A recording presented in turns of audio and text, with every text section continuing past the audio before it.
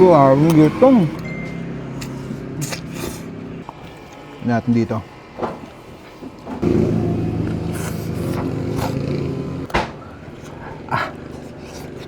Init.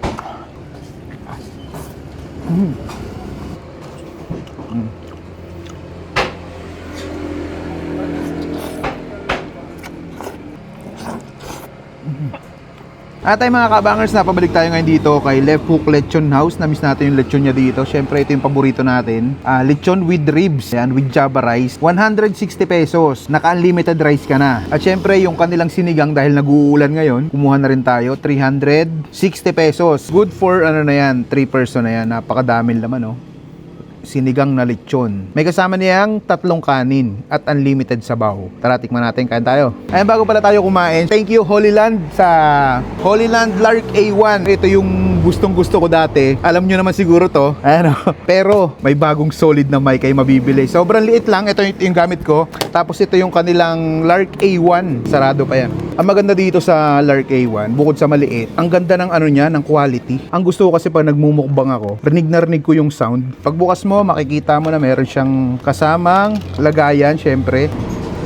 Meron na rin siyang cord. Ang kagandahan dito, pwede na siya sa Lightning at Android. Yan, diba?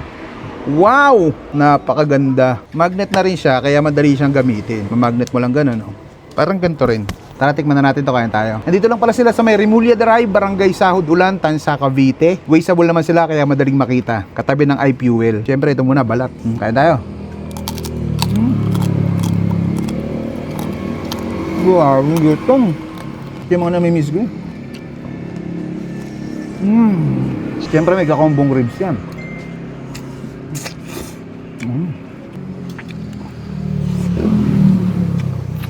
Sarap talaga ng ribs nila.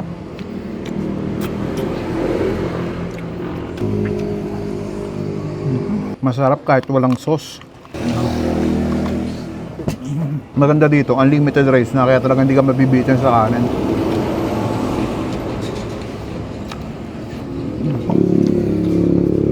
Unlimited sabaw.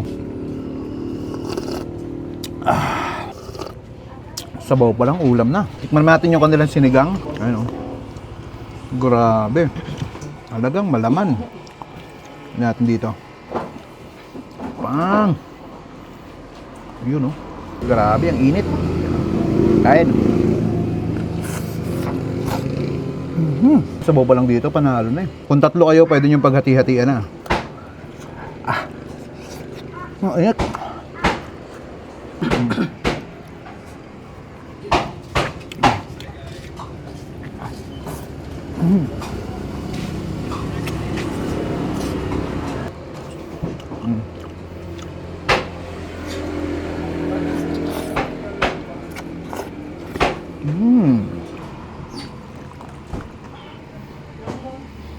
Iyan, oh. Tapos lalagyan mo ng lechon. Sobrang init lang. Tagaktak talaga pawis mo dito. Time bistan nyo na dito. Left Hook Lechon House. Napakasol dito mga lods. Panalods. Paano? Ubusin mo na to.